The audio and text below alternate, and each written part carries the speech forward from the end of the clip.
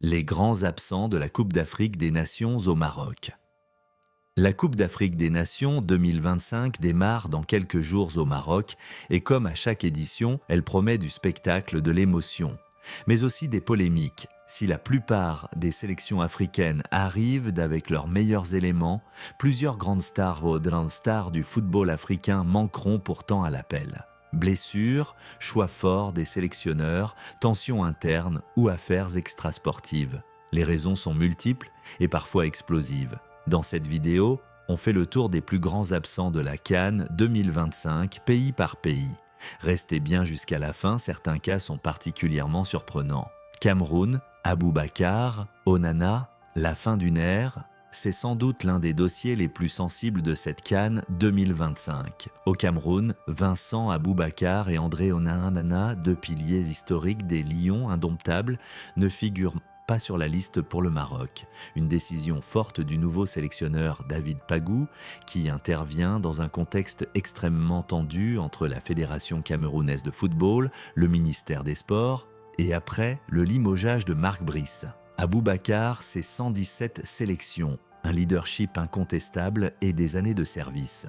Onana, 53 sélections, gardien de classe mondiale, finaliste de Ligue des Champions avec l'Inter, aujourd'hui à Manchester United. Il pète visiblement le prix d'une nouvelle ère voulue par Samuel Eto'o, qui semble vouloir tourner la page de certains cadres historiques.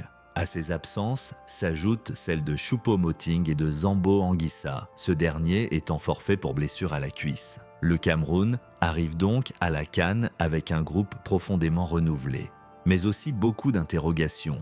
RDC, Yohan Wissa, le rythme qui manque du côté de la République démocratique du Congo, l'absence la plus marquante est celle de Yohan Wissa. Victime d'une rupture partielle du ligament croisé en septembre, l'attaquant a passé de longs mois loin des terrains. Il vient à peine de retrouver la compétition avec Newcastle, ce qui n'a pas convaincu le sélectionneur Sébastien Desabre. Un choix qui privilégie la continuité et la condition physique, alors que la RDC s'appuie sur des cadres solides, comme Chancel Mbemba, Cédric Bakambu ou Meshak Elia, tout en intégrant de nombreux nouveaux joueurs. Côte d'Ivoire, Nicolas Pepe, la polémique de trop. Chez les champions d'Afrique en titre, la surprise est immense. Nicolas Pepe, pourtant présent lors du sacre historique de 2024, ne disputera pas la CAN 2025. Officiellement, le sélectionneur Emerse Faé évoque des critères de performance, de cohésion et d'affinité au sein du groupe. Mais en coulisses, une polémique extrasportive semble avoir pesé lourd. Une vidéo virale du créateur de contenu Just Riyad, dans laquelle Nicolas Pepe tient des propos sensibles sur le Maroc, l'Algérie et certains coéquipiers, a déclenché une tempête sur les réseaux sociaux, avec insultes racistes et menaces. Même s'il est performant avec Villarreal, cet épisode aurait coûté très cher à l'attaquant ivoirien. Un rappel brutal que, au très haut niveau, tout ne se joue pas uniquement sur le terrain. Maroc, Ziyech et Boufal écartés pays hôtes de la compétition, le Maroc arrive avec une immense pression, celle de gagner à domicile 50 ans après son dernier sacre. Le sélectionneur Walid Regragui a fait le choix de la stabilité en rappelant l'ossature du mondial 2022 avec notamment Achraf Hakimi, malgré des doutes physiques. Les seules absences notables sont celles de Hakim Ziyech et Sofiane Boufal, deux anciens cadres jugés insuffisamment compétitifs pour une compétition où l'erreur n'est pas permise. Algérie, les blessures au pire moment. Côté algérien, c'est surtout la malchance qui frappe. Youssef Belaïli, champion d'Afrique 2019, est forfait après une rupture des ligaments croisés en novembre. Même sort pour Amine Gouiri, blessé à l'épaule lors des qualifications pour la Coupe du Monde 2026. Opéré, il ne reviendra qu'en début d'année. À noter également l'absence de Nabil Bentaleb, pourtant très expérimenté, qui ne figure pas dans la liste finale des Fennecs. Zimbabwe, l'affaire Mounetsi.